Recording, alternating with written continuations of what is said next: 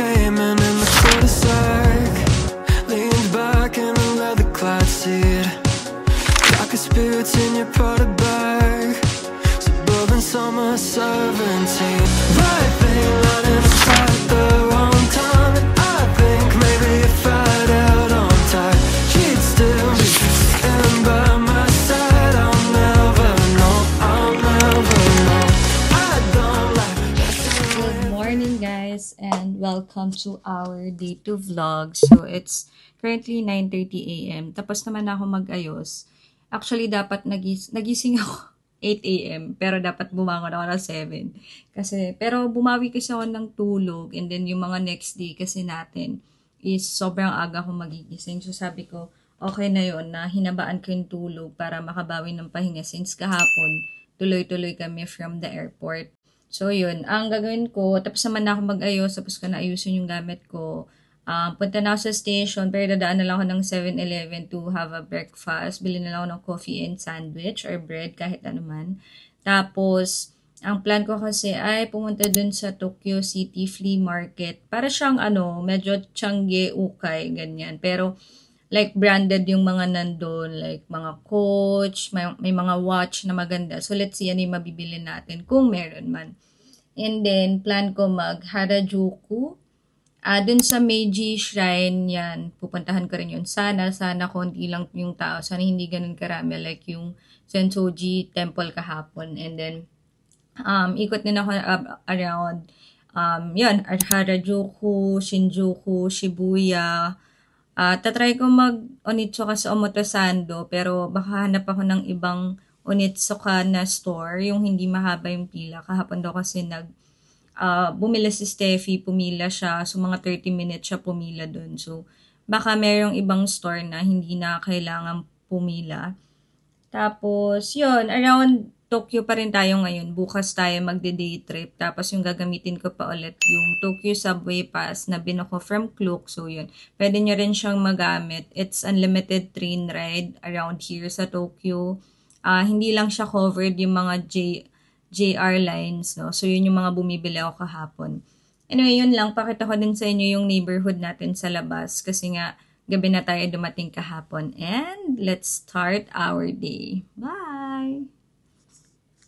Okay, so ganito yung labas nung parang hotel namin. Nasa 6th floor kami. Ayan, tapos may elevator naman.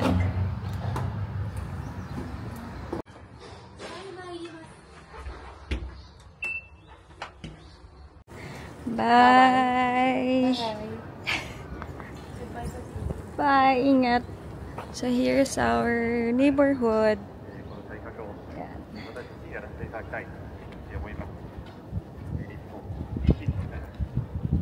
Kasi ito siya.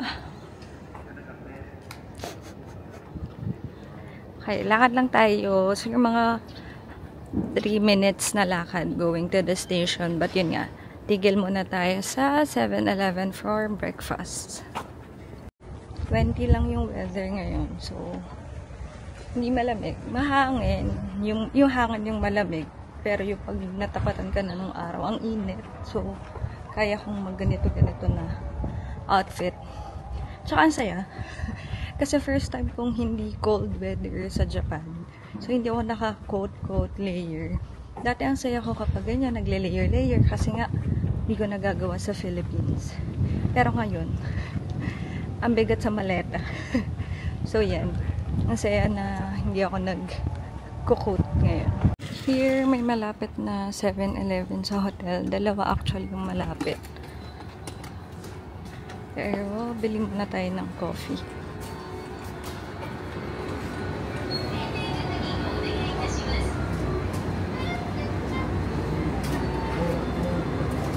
Ito yung lagi kong binibili ng coffee.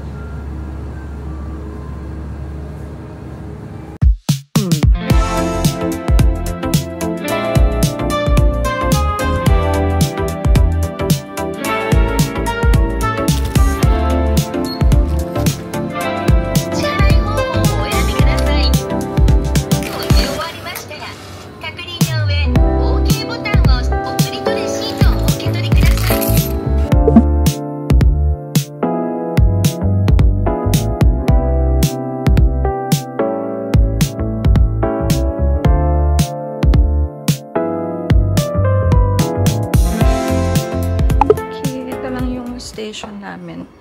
Malapit lang. 3-minute walk lang. Pero kailangan natin bumili ng pass.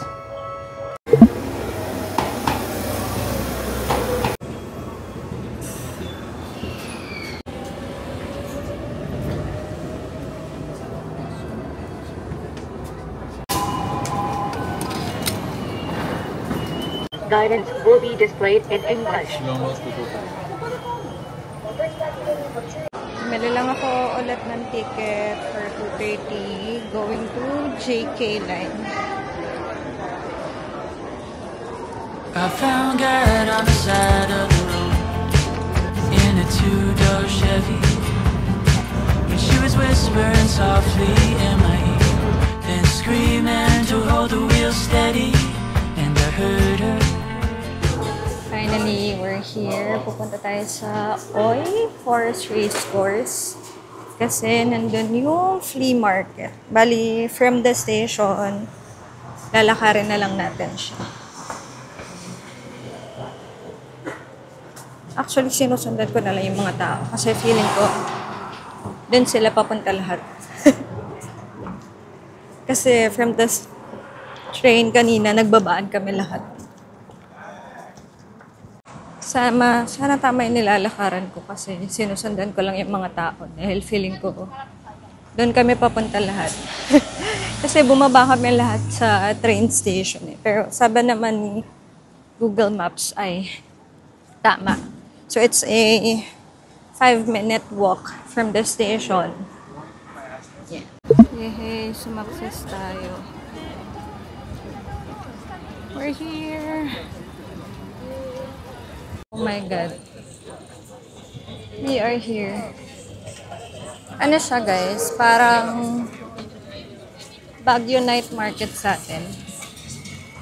Na mga branded clothes, damit. Damit na. Bag, shoes. Meron din mga watch.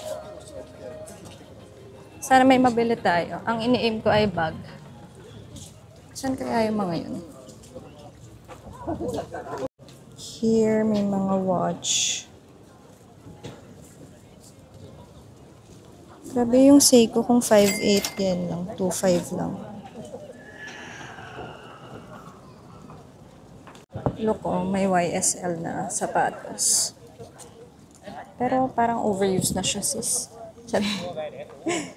Wow, mga Coach na wallet, guys. For yung iba, 8,000 yan. 6,000.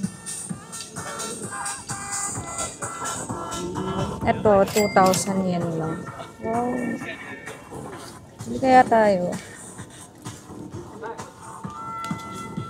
Nice. Guys, ang daming Coach na bag. Sobrang mura. 9,000 yen, ganyan. So, mga 4 or 5 pesos.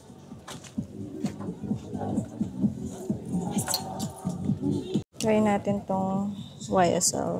YSL. Let's see.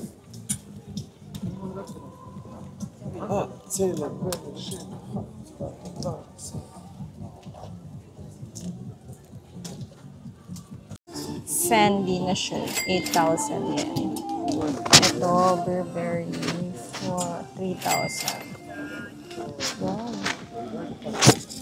Guys, meron din mga camera, although hindi ko alam kung ano yung estado ng buhay nila.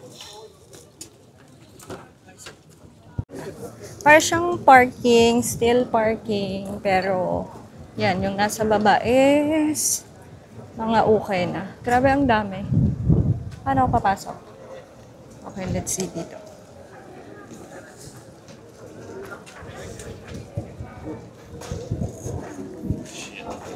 Baguio Night Market.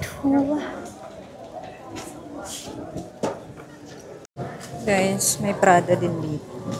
Sino ka dyan? Kano to? Ito ay 28,000 yan. So, mga 10K, 15K. Ito actually ang mura. Kasi parang ang dumi niya na sis. Hindi ko alam kung malilinis na. Pero ito ay 12,000. Okay, so pag napagod na kayong mamili guys, may area din dito na puro food truck. So, pwede nyong kainin. May mga table din on the side. Isang buong strip sila ng food cart. Guys, super laki niya. As in, parang isang buong parking lot siya. Tapos, actually, done na ako umikot. Wala akong nabili kasi feeling ko na overstimulate na naman ako sa dami ng choices dito. But, mag-allot kayo ng mga 2 hours, 3 hours kung gusto nyo maikot lahat. Tapos, panote lang na weekends lang siya open, like Saturday, Sunday lang. Tapos, 9 a.m. to 2:30 p.m. lang siya. So, kung magagawa kayo ng itinerary, make sure na itapat nyo siya sa weekend. Yun lang, ang daming bags. Puro Coach nga yung mga halos nandun eh. Tapos, maraming damit, pero hindi na ako nakatingin ng damit kasi sabi ko, feeling ko, hindi naman ako bibili ng damit. Ang target ko lang sana is sunglasses, wallet, or bag. Kaso yun, wala akong mga nataypan. Or yun nga, na-overwhelm kasi ang ate ko sa dami ng choices doon. But if marami kayong time or talagang gusto nyong mamili, I suggest na mag-allot kayo ng half day or yung buong 9 to 2:30 para makabili talaga kayo. Yun lang, good naman siya. Good deal naman yung mga prices doon. But wala kasi akong kasamang magbibitbit ng maleta. So, hindi na ako namili ng marami. Anyway, papunta na tayo sa Harajuku, sa Meiji Shrine muna. Tapos mag-lunch tayo.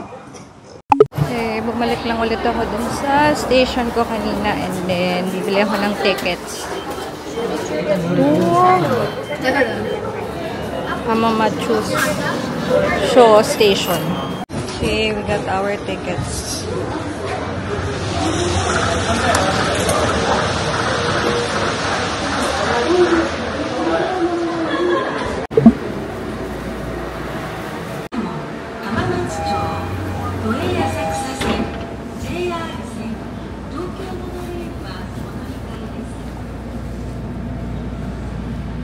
Guys, magdala kayo ng notebook kasi may mga stamp here, stamp pad, tapos stamp na kayo sa notebook mo.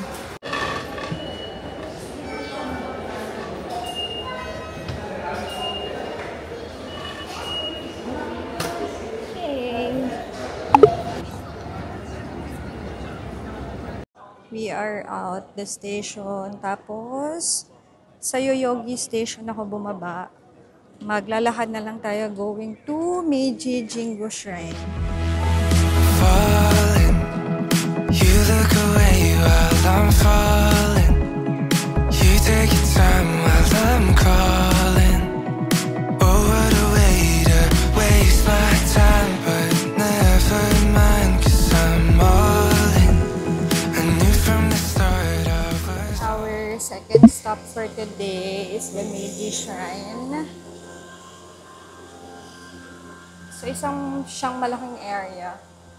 So, puntahan yung mga barrels dahil yung sikat na picturean and then baka mag-chill muna ako sa may parang garden or park area.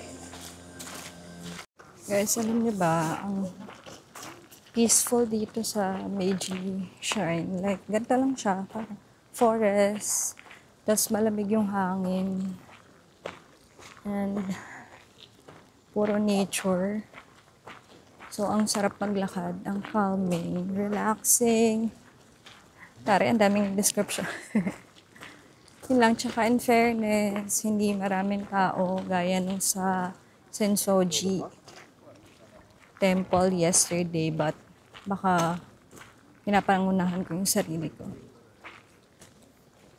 This is the whole area pala of the Meiji Shrine grounds. Ang laki pala niya. Akala ko isang Torii Gate lang siya and then forest. Let's go. Nasa kalagitnaan pa lang tayo. Guys, ang laki pala nito. Pero at least nga mapuno siya. So, kahit lakarin mo, Hindi mainit. At least ngayon chilly lang yung weather. Tapos mahangin. Yung hangin kasi malamig. So, okay lang siya lakarin kahit ang laki niya.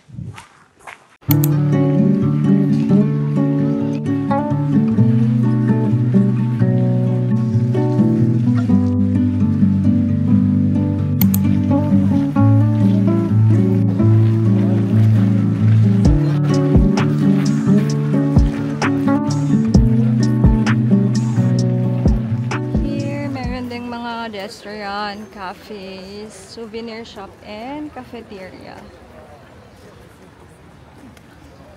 So, pag nagutom na kayong umikot dito sa Meiji Jingu, may mga kainan naman. Guys, it's 2 p.m. Naglalakad na ako palabas ng Meiji Shrine area. Lahat magla-lunch na kasi isang ramen place na nahanap ko around here sa Harajuku. Pero sabi ko, sige na nga, puntahan ko na yung Takeshita Street kasi nasa itinerary ko yun. Baka may mga snacks din doon. Pwede tayo kumain bago tayo mag-ramen. Tapos sana, hopefully, mapuntahan ko yung iPhone case. Yung sikat na iPhone case sa TikTok. Pag hindi, edi hindi. Kasi after nun, punta na ako around, mag-shop na ako around Harajuku, Shibuya, Shinjuku. Kung ano man yung mga pwede kong mabili. Yun lang guys, update ko kayo kapag nasa Takeshita Street na ako.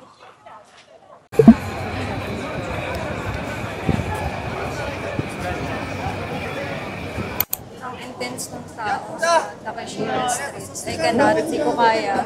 Hanap na ako na ibang kainan. Okay, I finally made it to the ramen place. Sinerch ko lang siya sa Google. May konting line, pero sana mabilis lang. Okay, totoo na to. Mag-order ako.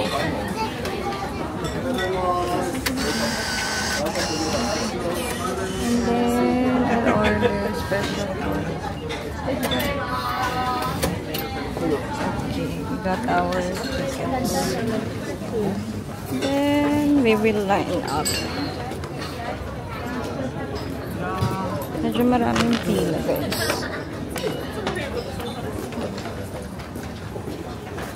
Sana mabilis lang.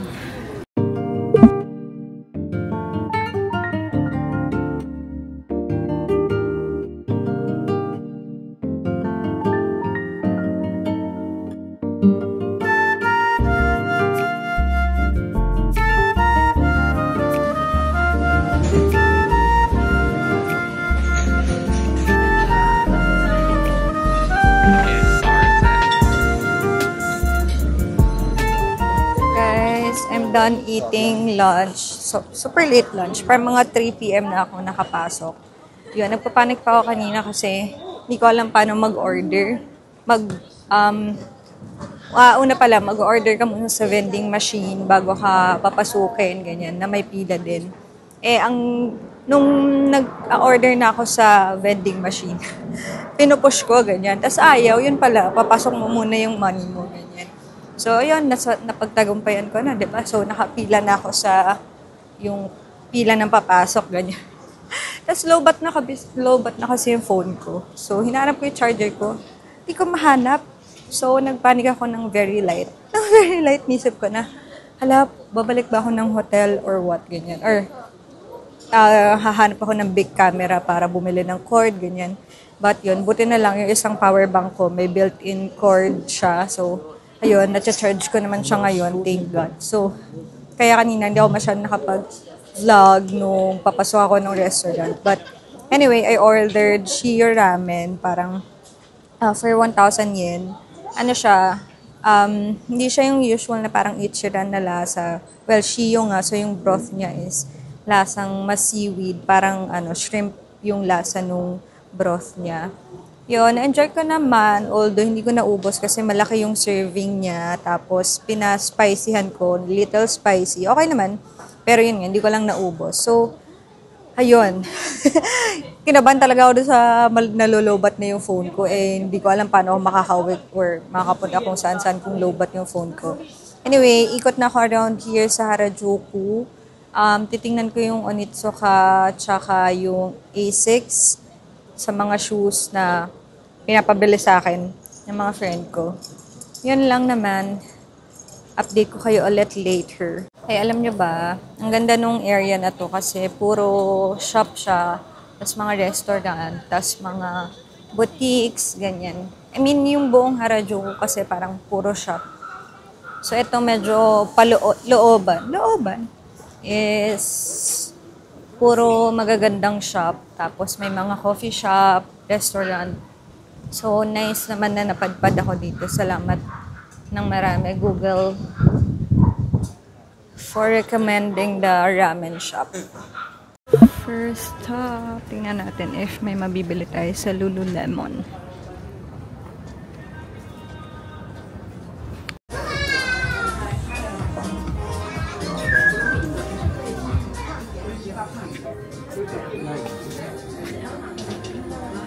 ₱8,000, 4,000. Siya mura yun kasi pag in peso yan, nasa 8,000 pesos. Sobrang kalahati. This belt bag is 5,000 yen. This one, 15,800. Yung mga leggings ay around 13,800 yen.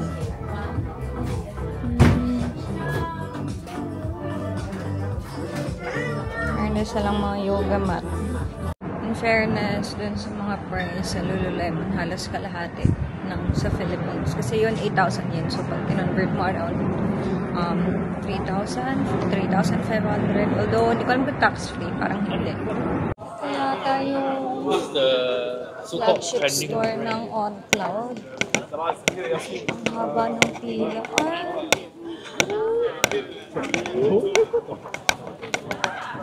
For OnCloud, ang haba ng pila.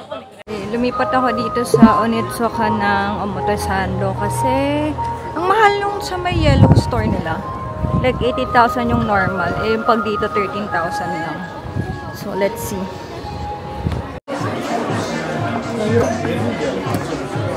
For price reference, eto, 13,200. Etong shoes na binili ko dati, and 15,400. Eto. Yung sikat sa Philippines. 15,400 din yata yan. Guys, hindi ko na kayo na-vlog. Ang dami ko nang pinagdaanan.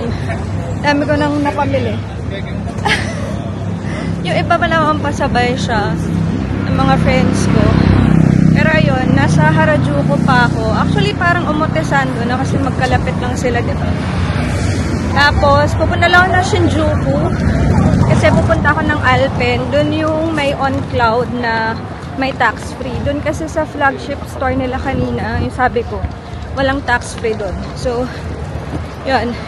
Update ko kayo kapag nasa Shinjuku na ako. Hinahabol ko kasi yung store. Okay, time check kasi it's 7 PM. Update ko ulit kayo later, guys.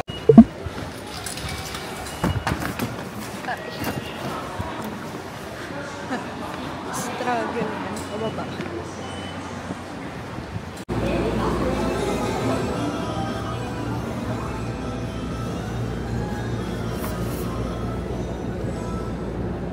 We made it to Shinjuku. Hanapin ko na lang yung mismong Alpen, guys.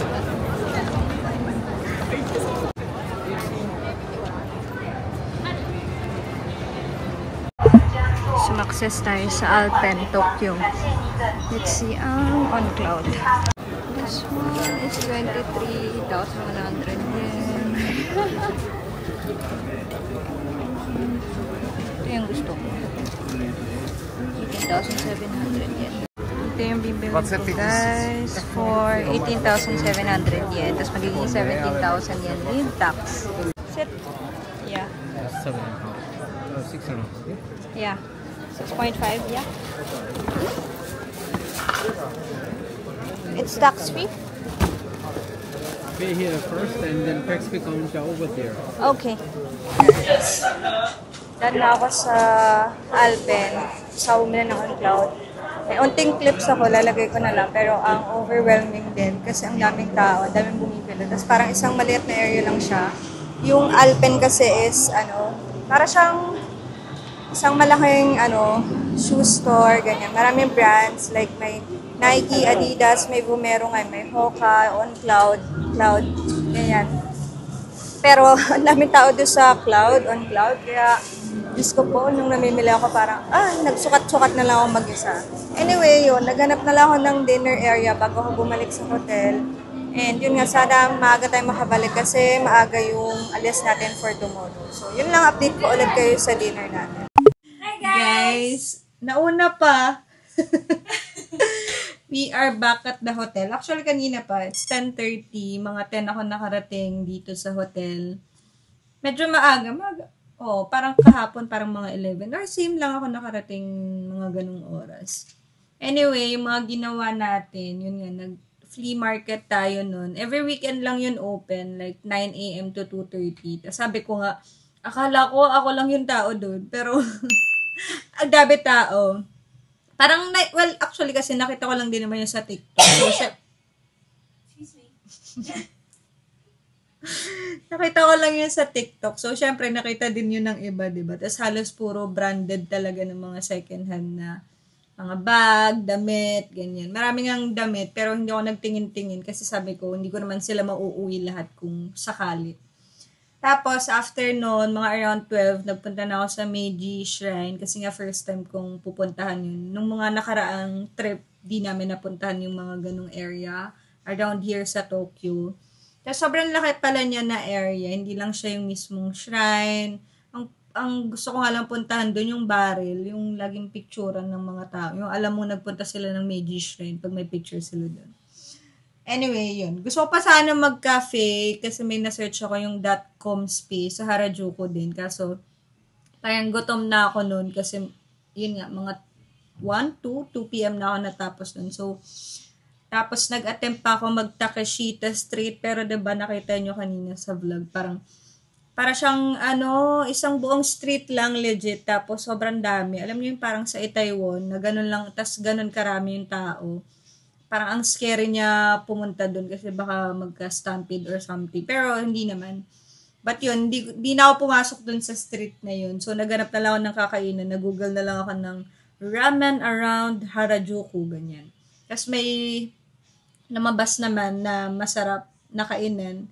Medyo sa looban ng Harajuku eh. Maganda nga yung area na yun kasi puro cute stores, ganyan. Pero natatanga ako nung nag-order kasi mag-order pala muna sa vending machine. Eh di, kiniklik ko na, magpapasok pa pala muna ng pera bago ka mag-order.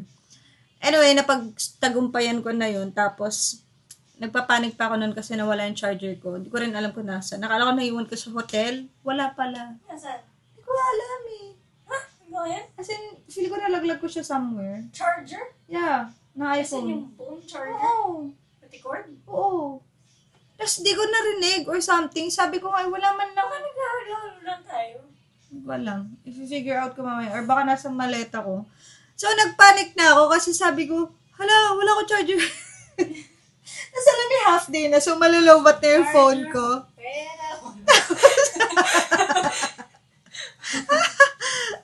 Tapos sabi ko pa, paano makakabalik ng hotel? Vinidyo ko na yung, yung Google Maps dito sa DJI para kung sakaling malowbat ako, alam ko yung way around ko. Sabi ko, pauwi na lang muna ako, check ko sa hotel. Or, bibili ako sa big camera ng cord. Tapos, sa realize, ang dami ko namang kwento, ate ko. Cut. Tapos yun, buti lang na-realize yung isang power bank ay may built-in cord. So, nakapag-charge ako na hanggang 80%. So, kinaya niya hanggang ngayon. Pero ngayong gabi, lowbat na sila lahat. Yung phone ko, yung ko. So, hindi ko na rin na-vlog yung dinner ko kanina. Pero nag-dinner ako sa Shinjuku nung nandun na tayo. Ha? Sa Shinjuku? Oo, dun sa may yung sa may Godzilla, tsaka yung sa may cat, yung 3D na cat, madaming tao. Yun, so, yun nga, after kong mag-lunch dun sa ramen, umikot na ako ng mga stores. Di na rin ako nakapag-vlog kasi ang hassle mag-vlog kapag namimili ng mga sapatos, kinemi. Tapos, ang tip ko lang, pag pumunta kayo ng Harajuku sa Onitsuka, huwag kayo dun sa may yellow store kasi ang mahal ng mga sapatos nila compared do sa regular Onitsuka Tiger lang. So, Bakit hindi? parang may tinanong ako kay Steffi na how much na nabili yung shoes niya. Mga around 5K pesos lang. Pero pag doon, parang pag kinocompute ko, nasa 7,000. Ganyan. Baka tax-free pa. Hindi. So yun, sabi ko, may ano sa, kahit hindi naman nagpunta na. Tapos, so yun, so buti na lang, may malapit din doon na, nandun yung sa Omotesando, magkalapit lang kasi yung Harajuku tsaka Omotesando. So nandun yung parang flagship store, ganyan. So, pero ang daming tao doon. Ang dami ko rin naririnig ng mga Pinoy doon. Minsan nasa gilid ko, ay, nagtatagalog pala siya, ganyan. Dami tao. Ay, hingi ka ng stock nito. Ayun, nakasuccess naman ako ng isang pinapabili sa akin ng friend ko. Tapos, umikot na rin ako sa Lululemon, sa may pinapabili si Joanne, ganyan. Nagpunta rin ako ng A6, ganyan. Tapos, ay, ang sad sa Onitsuka, wala yung size nung gusto ko. So, titingnan ko na lang tomorrow.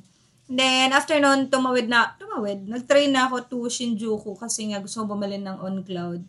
So, nagpunta ako ng Alpen kasi yung On Cloud sa Harajuku, or sinabi ko na rin to kanina, hindi siya tax-free. So, huwag kayo bibili doon. Tsaka ang haba ng pila, di ba? Nakita nyo. Tapos, hindi doon sa Harajuku. Oo, pero nakabila ko kanina sa Shinjuku, sa Alpen. Ano lang, mga 6.5. Hahaha. See, ang mura guys. Like, around 6.5 pesos lang after the tax-free. Doon kayo sa Alpen, Tokyo bumili. Tapos, yun, after nung pagbili ko ng sa On Cloud, ay nag-dinner na ako. Ha?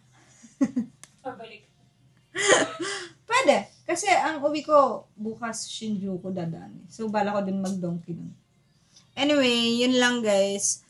Hi, ang haba ng... Ewan ko kung gaano kahaba tong vlog na to, but may mga clips naman yung mga pag-shopping ko. Tapos, yun, tomorrow is another vlog day, pero pupunta tayo ng Kamakura. Actually, lahat kami pupunta ng Kamakura, pero magkakaiba kami ng pass, so di kami sabay-sabay.